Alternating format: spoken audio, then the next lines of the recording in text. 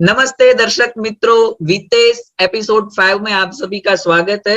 Virtual travel experience sharing series, जिसमें हमारे host है भरत अंकल, सीए भरत भाई पोपट, जो कि गुजरात के जाने माने chartered accountant and law practitioner है। भरत अंकल अभी है नेदरलैंड यानी कि यूरोप में, और भरत अंकल आज हमें 4 बहुत बढ़िया चीजें दिखाने वाले हैं।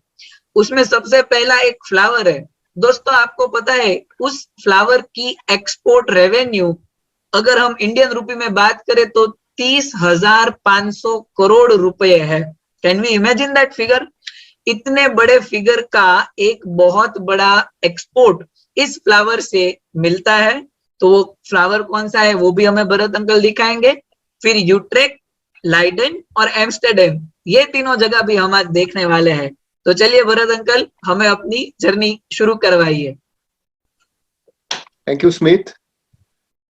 आज जो मैं कुछ चीजें दिखाने वाला हूँ फोटोग्राफ्स और वीडियो में, वो बिल्कुल पिछले 3-4 दिनों में लिए हुए हैं, क्योंकि हम लोग ये 4 या 5 दिन पहले यूरोप आए हैं लॉकडाउन के बाद, कोरोना वायरस के बाद, और वो मैं आपको शेयर करना कुछ चाहता हूँ। तो मैं पहले स्क्रीन शेयर करता हूँ। दोस्तों, आज सबसे पहले मैं बात करने वाला हूँ यहाँ के ट्यूलिप गार्डन्स की। आपको पता होगा कि नीदरलैंड में फ्लावर एक ट्यूलिप नाम का होता है, वो बहुत पॉपुलर है। और ट्यूलिप फ्लावर जो कट फ्लावर्स होता है, जैसे स्मिथ ने बताया, उनकी वो दुनिया में, पूरी दुनिया में एक्सपोर्ट करते हैं फ्लावर्स का। आप सोच सकते हैं फ्लावर्स की लाइफ बहुत कम दिन की होती है after it is cut from the plant, और उसको प्रॉपरली पैक करके पूरी दुनिया में एक्सपोर्ट करके नीदरलैंड 30,000 करोड़ से ऊपर की रेवेन्यू हर साल कमाता है। इतना पॉपुलर है और इतना अच्छा फ्लावर होता है, अलग अलग कलर्स के। इसके फोटोग्राफ्स आप देखोगे तो आपको पता चलेगा। नीदरलैंड में एक गार्डन है, क्यूकनहॉफ गार्डन। वो नाम इसमें मैं टाइटल में डाल दूंगा ताकि आपको पता चले स्पेलिंग क्या है वो। और क्यूकनहॉफ गार्डन जो है, it is considered to be the garden of Europe, और पूरी दुनिया में फ्लावर का सबसे बड़ा गार्डन माना जाता है। उसके कुछ स्टैटिस्टिक्स में आपको बताऊं तो उसमें साल में 70 लाख बल्ब, मतलब जिसको हम वो जो प्लांट करना होता है, वो उगाए जाते हैं ट्यूलिप के। ये एक गार्डन में 70 लाख एवरी ईयर। और वो गार्डन देखने के लिए उसकी ट्यूलिप की सीजन मुश्किल से 1.5 महीने की होती है। मतलब मार्च में शुरू हो जाती है और मई के फर्स्ट या सेकंड वीक तक खत्म हो जाती है। इतने 1.5 महीने के पीरियड में 70 to 80 lakh people visit this Keukenhof garden. उसके फोटोग्राफ्स में आपको दिखा रहा हूं। ये फोटोग्राफ में आपको पता भी नहीं चलेगा। हम लोग यहाँ गए थे 3 तारीख को, 3 मई को, 3 मई 2022 को।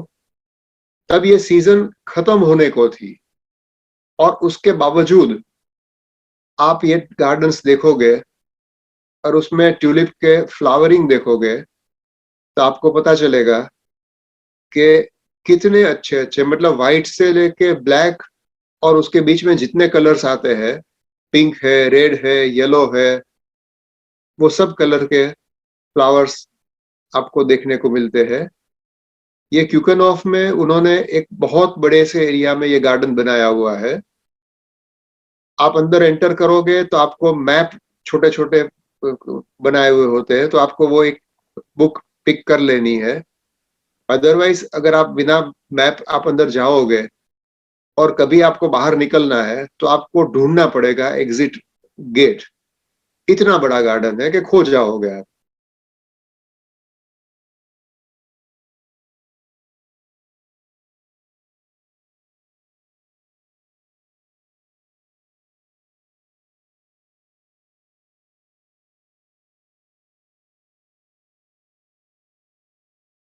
फोटोग्राफ में तो एक्चुअल कलर शायद कैप्चर भी नहीं हो रहे हैं।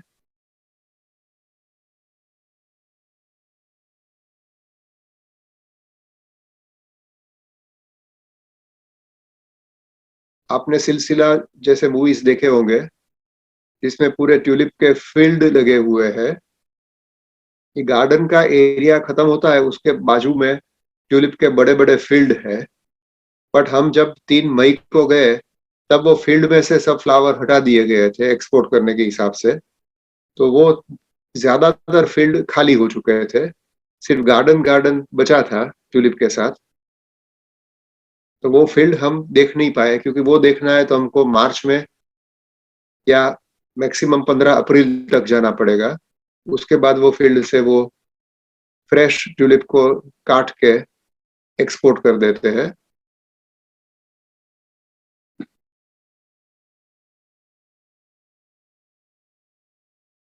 अभी नीदरलैंड में स्प्रिंग सीजन चालू है, तो हम जहाँ ठहरे हैं वहां रात का टेम्परेचर तकरीबन 6 डिग्री होता है और दिन में 13-14 के आसपास होता है।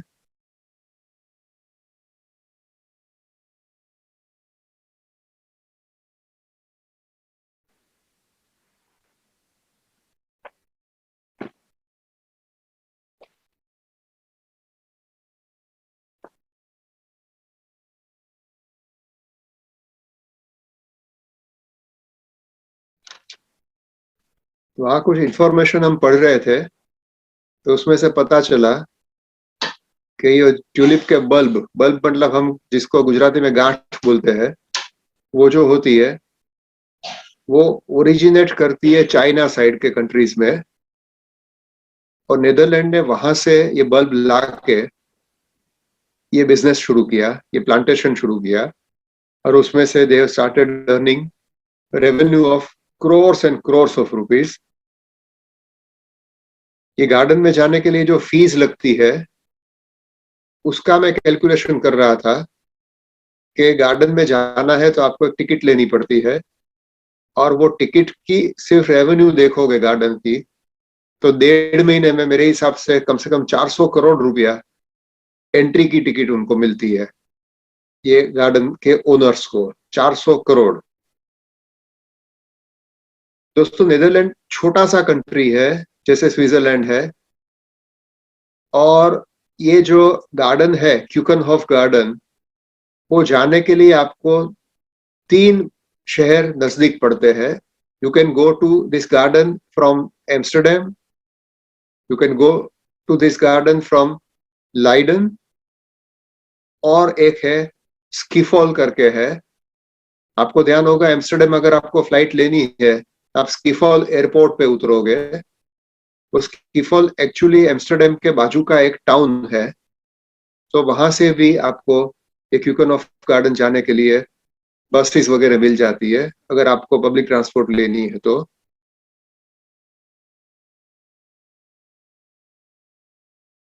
गार्डन के अंदर वाटर बॉडीज भी है, बहुत अच्छी ग्रीनरी है, रेस्टोरेंट्स वगैरह है जहां आप बैठ के खा सकते हो। And every single facility is there in the garden. कोई आदमी अगर लंबा चल नहीं सकता है तो वहां व्हीलचेयर भी किराए पे मिलती है, तो आप व्हीलचेयर किराए पे लेके भी उसमें घूम सकते हो।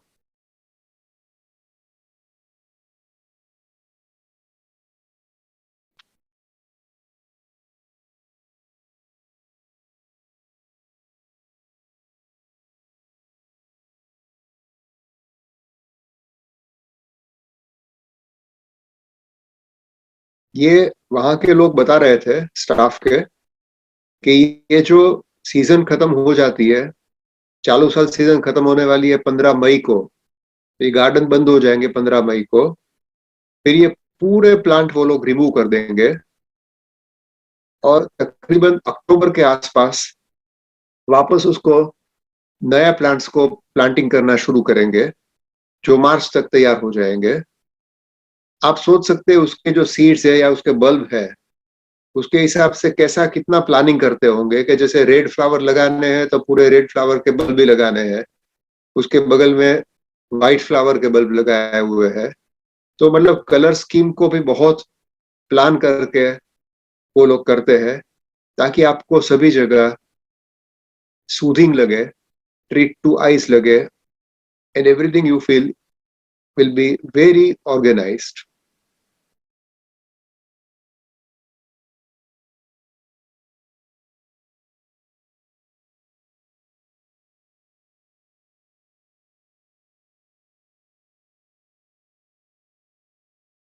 ये ब्लैक कलर के ट्यूलिप्स है, कितने हेल्दी प्लांट्स है, हेल्दी फ्लावर है, देख के आप पता चल सकता है।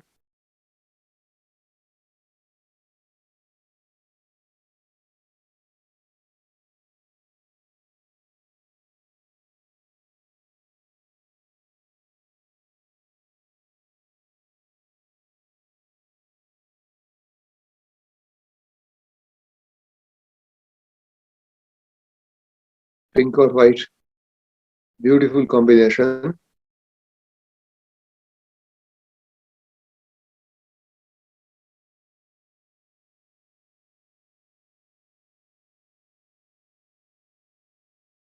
हम जब गए क्लाउडी डे था,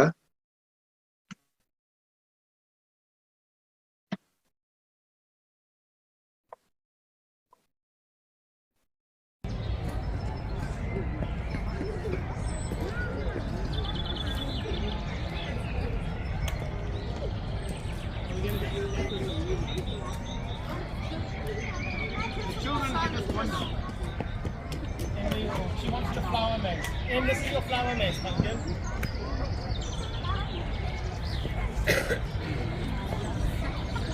Em, do you want your camera to take some photos?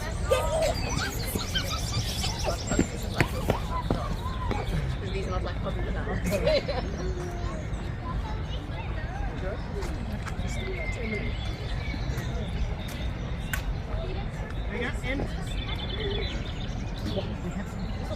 दोस्तों क्यूकनहॉफ गार्डन के बाद अब हम आते हैं एम्स्टर्डम, जो नेदरलैंड का मेन सिटी है। मतलब हम जब नेदरलैंड की बात सोचते हैं, हमारे दिमाग में एम्स्टर्डम ही आता है। आपको एक चीज पता होगा कि नेदरलैंड जो है, that is considered to be the cycle city of the world. एक एस्टिमेट के हिसाब से हर आदमी के पास, हर औरत के पास नेदरलैंड में दो दो साइकिल है। इतनी सारी साइकिल का कल्चर है। आपको ज्यादातर लोग साइकिल पे घूमते हुए दिखाई देंगे पूरे नेदरलैंड में, चाहे वो सूटेड बूटेड कोई ऑफिसर हो, ब्यूरोक्रेट हो, चाहे वो स्टूडेंट हो। बहुत कम लोग कार में घूमना पसंद करते हैं, या तो लोग पब्लिक ट्रांसपोर्ट लेते हैं या साइकिल पे घूमते हैं। एम्स्टर्डम बहुत पुराना शहर है, and it's a very beautiful city. आप अगर वहां जाते हो और घूमना चाहते हो, जैसे हमने कल ही किया, हमने पूरे 24 घंटे की बस की या ट्राम की एक टिकट खरीद ली। मतलब एक टिकट आप ले लोगे, आई थिंक दैट कॉस्टेड अस €8.5 पर पर्सन। सो €8.5 की एक टिकट आप ले लोगे, तो 24 घंटे तक पूरे एम्स्टर्डम में आप कोई भी बस में, कोई भी ट्राम में या कोई भी मेट्रो में घूम सकते हो 24 घंटे तक, और आराम से आप उसमें घूमते रहो। And you can see the entire city even bye while being in the tram or bus.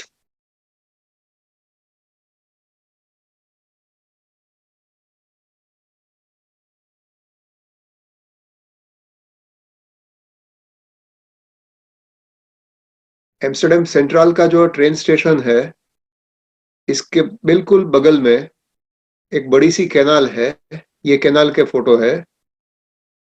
Amsterdam की, नेदरलैंड की एक और चीज समझने लायक ये है कि नेदरलैंड की 26% जमीन बिलो द सी लेवल है, और पूरे नेदरलैंड में कोई भी हिली एरिया नहीं है।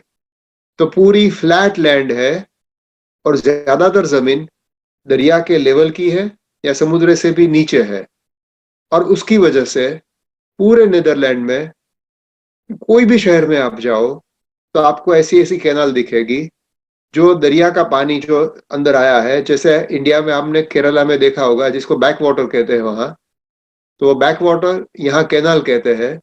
तो शहरों के बीचों बीच ऐसी कैनालें चलती रहती है।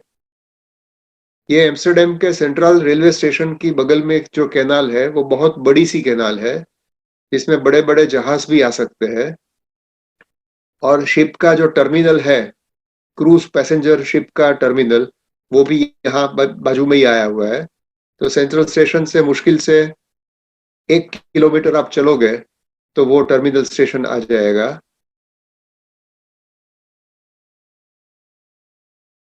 ये यहाँ की एक एरिया है एम्स्टर्डम का, म्यूजियम प्लेन बोलते हैं, जिसमें वान गोग का और बहुत सारे म्यूजियम्स लगे हुए हैं।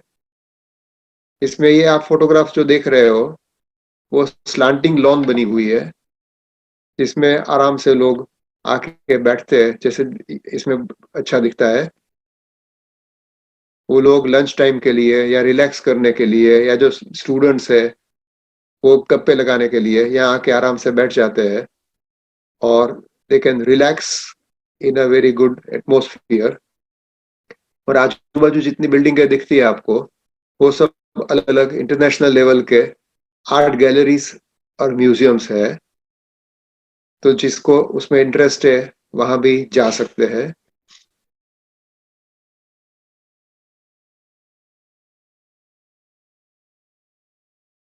ये एक म्यूजियम के अंदर का फोटो है।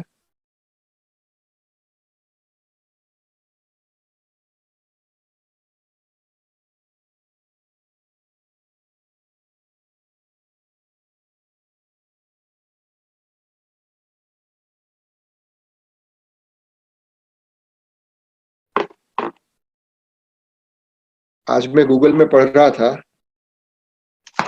कि नेदरलैंड जो है that is among the highest in press freedom, economic freedom, human development, quality of life and happiness in the entire world. और आप जहां जाओगे ये चीज आपको देखने को मिलेगी। हमारा एक दोस्त है जो काफी सालों से आईटी सेक्टर में यहाँ जॉब कर रहा है, तो मेरी परसों उनसे बात हुई और वो बोल रहा था कि उनकी कंपनी में नेदरलैंड में 4 डेज ए वीक है। तो बोले हर वीक शुक्र शनि रवि 3 दिन छुट्टी रहती है, हमको सिर्फ 4 दिन काम करना होता है। So people enjoy a lot. और वो भी जो काम करना होता है, जैसे सुबह में 9 बजे से लेकर शाम को 5 बजे तक की ड्यूटी है, तो 5 बजे खत्म हो जाती है और फिर आप you are free to enjoy your life. तो वर्क लाइफ बैलेंस जो है वो इतना अच्छा है नेदरलैंड में कि लोग दे रियली एंजॉय लाइफ। ये पीछे दिखती है वो ट्राम दिखती है आपको, जो पटरी बिछी हुई होती है पूरे शहर में, और ये ट्राम चलती रहती है।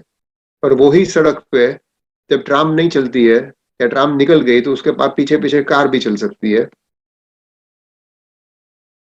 तो ट्राम रूट और कार रूट दोनों सेम होते हैं।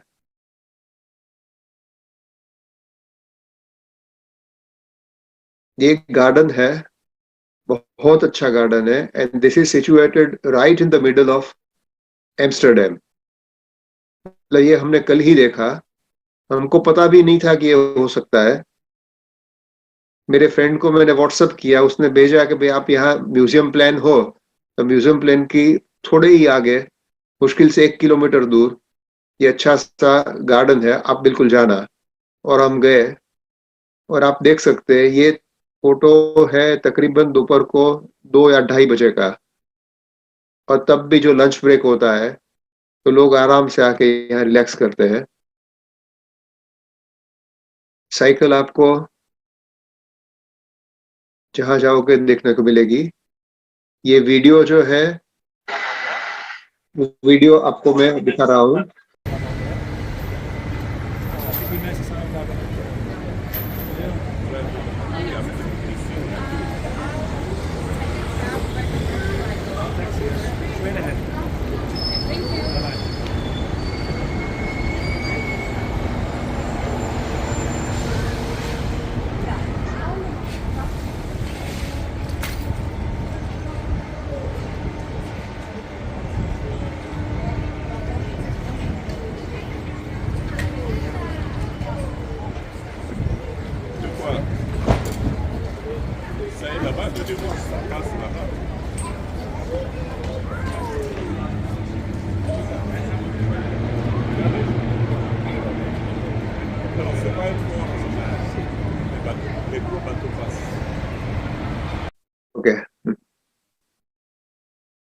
ये एम्स्टरडेम सेंट्रल स्टेशन की बाहर की फोटो है।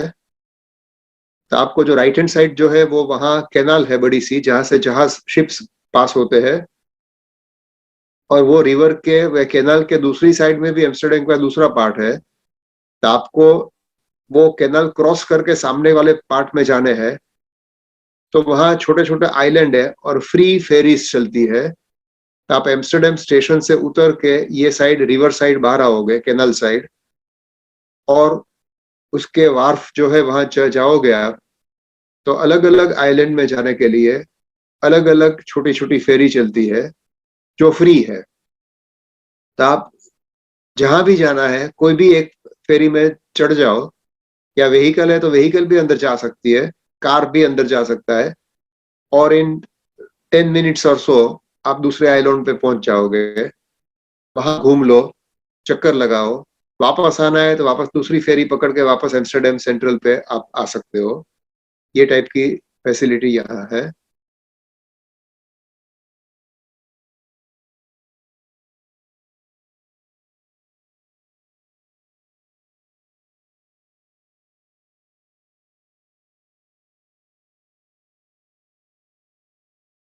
छोटी सी 2 सीटर कार है, नैनो है। नैनो से भी शायद साइज में आधे से भी छोटी होगी। अब हम आते हैं नीदरलैंड का एक दूसरा बड़ा शहर, यूट्रेक्ट। यूट्रेक्ट नीदरलैंड्स में एम्स्टरडेम से तकरीबन आधा घंटा ट्रेन से दूर आया हुआ एक ब्यूटीफुल टाउन है, ब्यूटीफुल सिटी रादर। अभी हम यहीं उतरे हुए हैं 3 दिन से, आज कहीं और शिफ्ट होने वाले हैं। ये यूट्रेक्ट जो है इतना सुंदर शहर है। इसमें ये बीच में जो कैनाल जाती है, और कैनाल के पैरेलल वॉकवे बनाया हुआ है जहां आप चल सकते हो।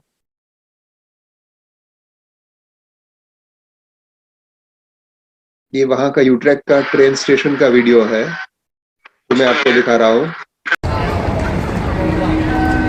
दोस्तों, ये यूट्रेक्ट सिटी है नीदरलैंड में, और उसके सेंट्रल ट्रेन स्टेशन का मैं वीडियो रिकॉर्डिंग कर रहा हूँ। आज 5वीं मई 2022 के दिन। आप देख सकते हैं इसके नीचे -1 लेवल पे ट्रेन स्टेशन है, मतलब पटरिया है। और अगर आपको नीचे जाना है तो either you can take this lift or you can take the elevator, which you can see here.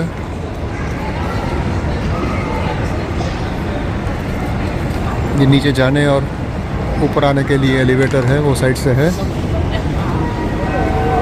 इतना मॉडर्न ट्रेन स्टेशन बनाया हुआ है। ये यूट्रेक्ट सिटी है, जैसे मैंने पहले बताया। It's a very beautiful city of Netherlands.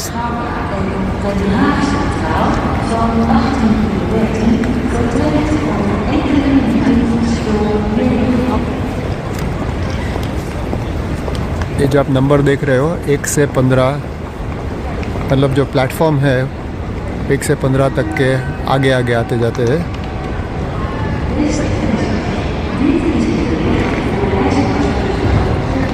ये 14 और 15 प्लेटफॉर्म पे जाने के लिए लिफ्ट है, और वहाँ एस्केलेटर है।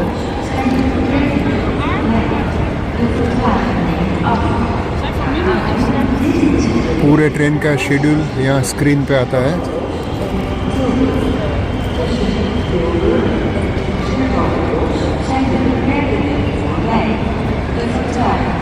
ये 11 और 12 के लिए लिफ्ट और एस्केलेटर।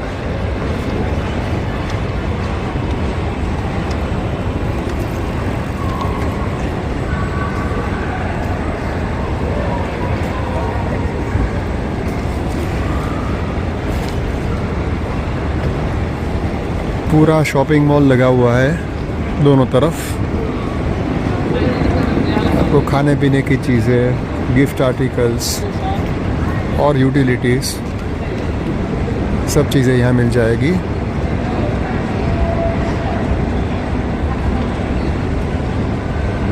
ये मेरी वाइफ बैठी है मेरे लिए वेट करती हुई। आज हम एम्स्टर्डम गए थे और वापस आ रहे हैं। हमारी होटल यहाँ की है आज।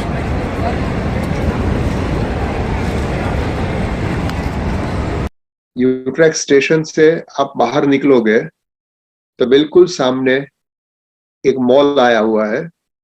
दोस्तों, ये कितना बड़ा मॉल है उसका अंदाजा आपको लग पाएगा। ये मॉल के अंदर बीच में एक हाई राइज बिल्डिंग बना हुआ है, 9 या 10 फ्लोर का, जिसमें हमारी होटल आई हुई है। वो एक बिल्डिंग जो है जिसमें सिर्फ 3 फ्लोर पे, फ्लोर नंबर 7, 8 और 9 हमारी होटल है, उसमें 162 कमरे हैं, 162 रूम्स ऑन 3 फ्लोर्स। और वो मतलब कितना बड़ा बिल्डिंग होगा आप सोच सकते हो। एंड वो जो बिल्डिंग है वो पूरे मॉल का मुश्किल से 5% हिस्सा भी नहीं है। तो पूरा मॉल, उसका मल्टीपल बाय 20 लगा दो, उतना बड़ा मॉल है। और ये तरफ ये स्टेशन है, ये मॉल है, और बीच में क्योंकि यहाँ बारिश बार बार होती रहती है तो ये पूरा कवर्ड डोम बनाया हुआ है। तो आप यहाँ ट्रेन स्टेशन से निकल के सामने मॉल में जाना है तो आपको क्लाइमेट की असर नहीं पड़ेगी और नीचे आप कवर्ड एरिया में पास हो पाओगे। Cycle all the way.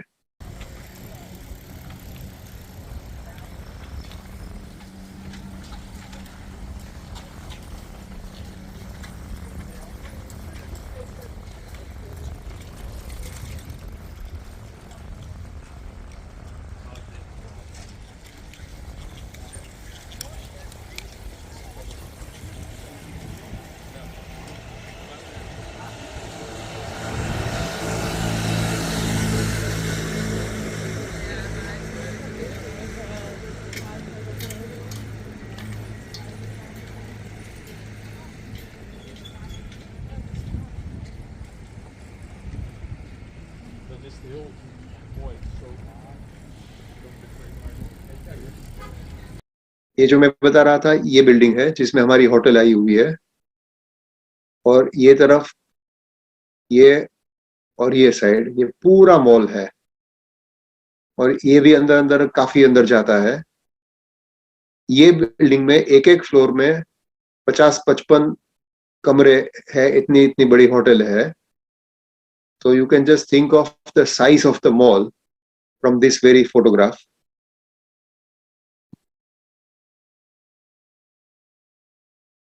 ये साइकिल का पार्किंग बेसमेंट बनाया हुआ है। तो जो साइकिल पे जाते हैं वो नीचे ये हिसाब से जा सकते हैं साइकिल को पार्क करने के लिए। यूट्रेक्ट में एक अच्छी चीज ये भी देखने को मिली, जो ट्रैफिक सिग्नल है उसमें रेड लाइट और ग्रीन लाइट की जगह रैबिट्स बनाए हुए हैं। तो that also shows the taste of people planning the city here.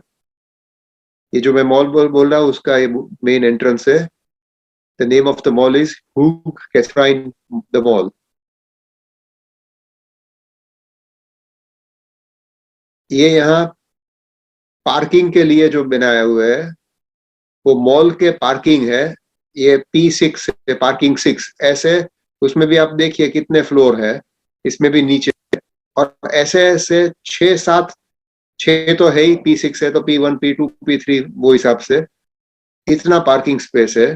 तो आप मॉल में जाओगे, बाहर आपको एक कार भी खड़ी नहीं मिलेगी, सब पार्किंग में होगी।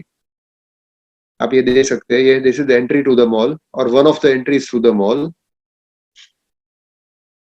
ये बाजू वाले बिल्डिंग जहां हमारी होटल है। अब दोस्तों, अब हम आते हैं एक relatively smaller town of Netherland. This is Leiden, Leiden। छोटा सा टाउन है, बहुत प्यारा टाउन है। और आप अंदर जाओगे लाइडन में घूमने के लिए। हम पुराने समय मतलब 2017 में 19 में 2-3 बार जब नेदरलैंड आए थे तो we used to stay in this town, क्योंकि बहुत छोटा सा है। अब पैदल चल के निकलोगे तो शायद 1 या 1.5 घंटे में पूरे टाउन का आप चक्कर लगा सकते हो, but it's a very beautiful town. ये वहां का कैनाल है, और पीछे जो आपको दिखती है, which is the landmark of Netherland, windmill. ये विंडमिल है। ऐसी विंडमिल अभी सिर्फ शो के लिए बची हुई है, बट काफी जगह पे ये ऐसी विंडमिल लगी हुई है, इसमें आप अंदर जाके, ये पूरा कमरा वगैरह है, अंदर उसकी मशीनरी होती है, तो आप कुछ छोटी सी फीस भर के आप अंदर जाके भी देख सकते हो कि विंडमिल कैसे काम करती है, उसका फंक्शन कैसे होता है वगैरह। और दोस्तों, आप यकीन नहीं करोगे, ये विंडमिल जो है उसकी बगल में एक बड़ा सा ओपन एरिया है। 3 साल पहले हम आए थे, हम गए थे देखने के लिए नीचे। इसके नीचे -7 लेवल तक कार पार्किंग है। आपको सड़क पे कोई कार पार्क नहीं दिखेगी, बट इसके नीचे 7 लेवल पर कार पार्किंग का जगह बनी हुई है, जिसमें आप आपकी कार अगर लेके गए हो तो आप पार्क कर सकते हो।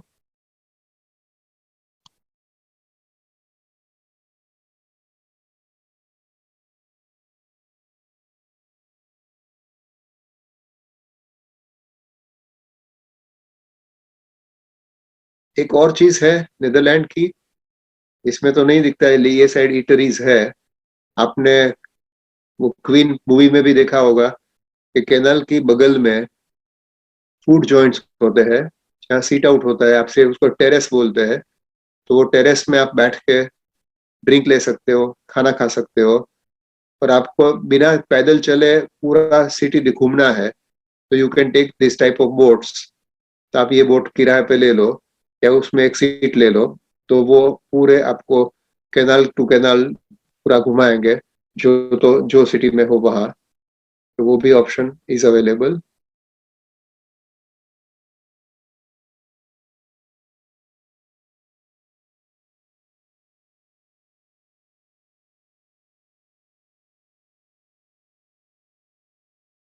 So with this, friends, I'm ending my presentation on the beautiful Netherlands, खास तौर पे tulips और cycle और very happy life people live over here. Thank you very much. तो दर्शक मित्रों, हमने मस्त फ्लावर्स से शुरू करके buildings, hotels, sculptures, traffic lights, बहुत सी ऐसी चीजें देखी जिसको देख के हमें लगा कि भाई this is something next level which we can not see in India. So Bharat uncle, thank you so much for this amazing trip. हमें एक बड़ी अच्छी जगह पे घुमाने के लिए आपका बहुत बहुत शुक्रिया। दर्शक मित्रों, हम मिलेंगे नेक्स्ट एपिसोड में कुछ नई जगह, कुछ नए एक्सपीरियंस के साथ। फिर से हम आपको एक बात बता दें कि अगर आपने इस एपिसोड के आगे के एपिसोड नहीं देखे तो वीडियो के एंड में वॉच नाउ करके एक बॉक्स आएगा, वहां पे क्लिक करके आप बाकी के एपिसोड्स भी देख सकते हैं। तो दर्शक मित्रों, मिलते हैं नेक्स्ट एपिसोड में। धन्यवाद, आभार।